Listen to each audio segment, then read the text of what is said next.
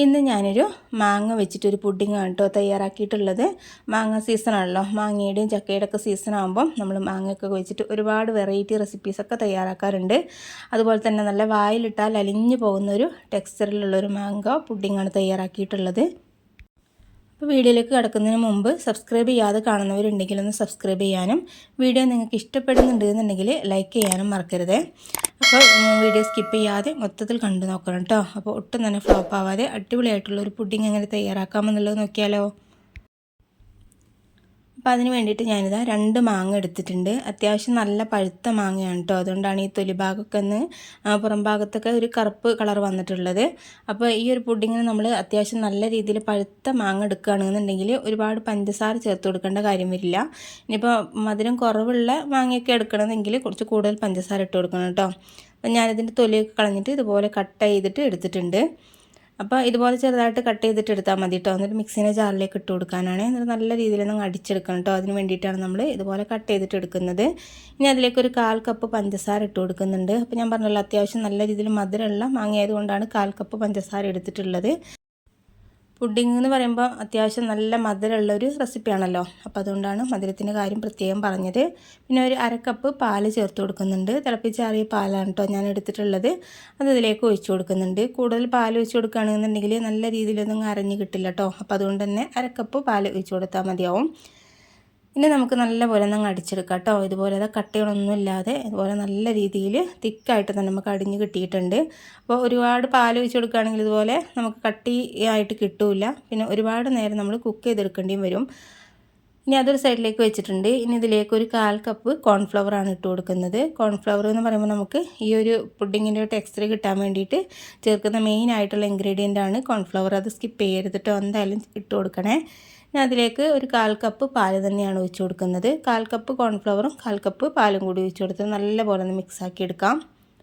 അപ്പോൾ ആദ്യം തന്നെ നമ്മൾ ഫ്ലെയിമൊക്കെ ഓൺ ചെയ്യുന്നതിന് മുമ്പ് തന്നെ ഇതൊക്കെ ഒന്ന് സെറ്റാക്കി വെക്കണം കേട്ടോ. കോൺഫ്ലവറിൻ്റെ മിക്സൊക്കെ ഒന്ന് സെറ്റാക്കിയതിന് ശേഷം മാത്രം ഫ്ലെയിം ഓൺ ചെയ്താൽ മതി. അപ്പോഴാണ് നമുക്ക് കറക്റ്റായിട്ട് പെട്ടെന്ന് തന്നെ ചെയ്തെടുക്കാനായിട്ട് കഴിയുള്ളൂ.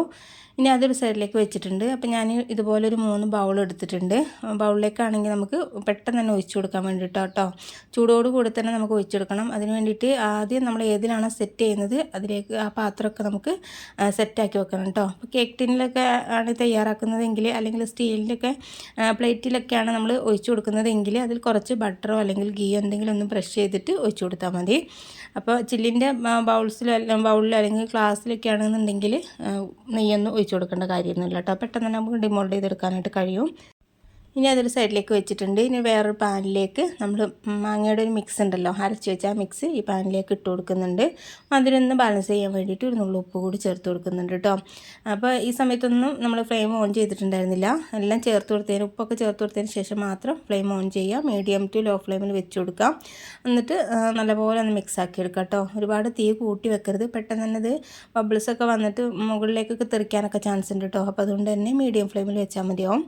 അപ്പോൾ തിളക്കുന്നതിന് തൊട്ട് മുമ്പ് തന്നെ നമ്മൾ ഈ കോൺഫ്ലവറിൻ്റെ മിക്സ് അതിലേക്ക് ചേർത്ത് കൊടുക്കണേ. അപ്പോൾ കോൺഫ്ലവറിൻ്റെ മിക്സ് ചേർത്ത് കൊടുക്കുന്നതിന് മുമ്പ് ഇതുപോലെ ഒന്ന് മിക്സ് ആക്കിയതിന് ശേഷം ഒഴിച്ചു കൊടുത്താൽ മതി. ഈ കോൺഫ്ലവർ എന്തായാലും അടിയിലൊന്ന് കട്ട കൂടി കിടക്കാനൊക്കെ ചാൻസ് ഉണ്ട്. അപ്പോൾ അത് നല്ലപോലെ ഒന്ന് മിക്സ് ആക്കിയതിന് ശേഷം മാത്രം ഒഴിച്ചു കൊടുത്താൽ മതിയാവും. നല്ലപോലെ മിക്സാക്കി എടുത്ത് നമുക്കിതിലേക്ക് ഒഴിച്ചു കൊടുക്കുന്നുണ്ട് കേട്ടോ. അപ്പോൾ നമ്മൾ ഒരു കൈ കൊണ്ട് കോൺഫ്ലവറിൻ്റെ മിക്സ് ഒഴിച്ചു കൊടുക്കുക. ഒരു കൈ കൊണ്ട് നമുക്കിതുപോലെ കൈ എടുക്കാതെ മാങ്ങയുടെ മിക്സിലേക്ക് നല്ലപോലെ ഒന്ന് മിക്സാക്കി എടുക്കണം കേട്ടോ. ഇളക്കിക്കൊണ്ടിരിക്കണേ, കൈ എടുക്കുകയോ ചെയ്യരുത്. നമ്മൾ കോൺഫ്ലവറിന് മിക്സ് ആയതുകൊണ്ട് പെട്ടെന്ന് തന്നെ അടി പിടിക്കാനൊക്കെ ചാൻസ് ഉണ്ട്. അപ്പോൾ ഈ സമയത്ത് ഫ്ലെയിം തീരെ കുറച്ച് വെക്കണേ. മീഡിയം ഫ്ലെയിമിൽ നിന്നും ഏറ്റവും തീരെ കുറഞ്ഞ ലോ ഫ്ലെയിമിൽ തന്നെ വെക്കാനായിട്ട് പ്രത്യേകം ശ്രദ്ധിച്ചാൽ മതി. അപ്പോൾ ഒട്ടും തന്നെ അടി പിടിക്കാതെ കരിഞ്ഞ ടേസ്റ്റൊന്നും ഇല്ലാതെ കറക്റ്റായിട്ട് ആ ഒരു ടേസ്റ്റും ടെക്സ്ചറും തന്നെ നമുക്ക് കിട്ടിക്കോളും. അപ്പോൾ ഒരു 5 മിനിറ്റൊക്കെ ആകുന്ന സമയത്ത് തന്നെ ഇതുപോലെ ഒരു തിക്നെസ്സിൽ നമുക്ക് കിട്ടിയിട്ടുണ്ട്. ഇത്രയും മതി കേട്ടോ. ഫ്ലെയിമൊക്കെ ഓഫ് ചെയ്തിട്ടുണ്ട്. ഇനി നമുക്ക് ഈ ഒരു ബൗളിലേക്ക് ഒഴിച്ചു കൊടുക്കുന്നുണ്ട്. ചൂടാറിയതിന് ശേഷം ഒഴിച്ചു കൊടുക്കാനായിട്ട് വെക്കരുത്. ആ ചൂടോട് കൂടി തന്നെ നമ്മൾ ഏത് മോൾഡിനാണോ ഒഴിച്ചു കൊടുക്കുന്നത് ആ ഒരു പാത്രത്തിലേക്ക് നമുക്ക് ഒഴിച്ചു കൊടുക്കണേ. ഇപ്പോൾ ഞാൻ മൊത്തത്തിൽ ഒഴിച്ചു കൊടുക്കുന്നുണ്ട്. അപ്പോൾ നമുക്ക് ഓരോരുത്തർക്ക് സെർവ് ചെയ്യാനാണെങ്കിൽ ഇതുപോലെ ചെറിയ ചെറിയ ബൗളിൽ ഇട്ട് കൊടുക്കുന്നതായിരിക്കും നല്ലത്. അതല്ലെങ്കിൽ നമ്മൾ വലിയൊരു ട്രെയിലൊക്കെ ആണെന്നുണ്ടെങ്കിൽ കട്ട് ചെയ്തിട്ട് ഓരോരുത്തർക്ക് നമുക്കിങ്ങനെ ബൗളിൽ സെർവ് ചെയ്യാവുന്നതേ ഉള്ളൂ കേട്ടോ. അപ്പോൾ അതൊക്കെ നിങ്ങൾക്ക് എങ്ങനെയാണോ ചെയ്യാൻ താല്പര്യം എന്നുള്ളത് നോക്കിയിട്ട് ചെയ്താൽ മതിയാവും. ഞാൻ ജസ്റ്റ് ഒന്ന് തട്ടി കൊടുക്കുന്നുണ്ട് കേട്ടോ. എയർ ബബിൾസ് എന്തെങ്കിലും ഉണ്ടെങ്കിൽ ഒക്കെ ഒന്ന് കറക്റ്റായിട്ട് സെറ്റായിട്ട് കിട്ടാൻ വേണ്ടിയിട്ടാണ്. പിന്നെ ഒരു സ്പൂണിൻ്റെ പുറകിൽ കുറച്ച് ഗീ ഒന്നാക്കിയിട്ട് ഞാൻ അതുപോലെ മുകൾ ഭാഗം ഒന്ന് ലെവൽ ചെയ്ത് കൊടുക്കുന്നുണ്ട്.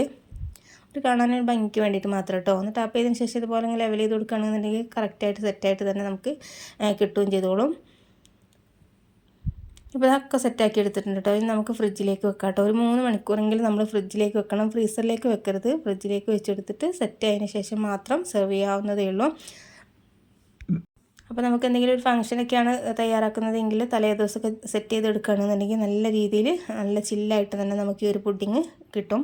നല്ല ടേസ്റ്റി ആയിട്ട് തന്നെ കിട്ടാറുണ്ട് കേട്ടോ.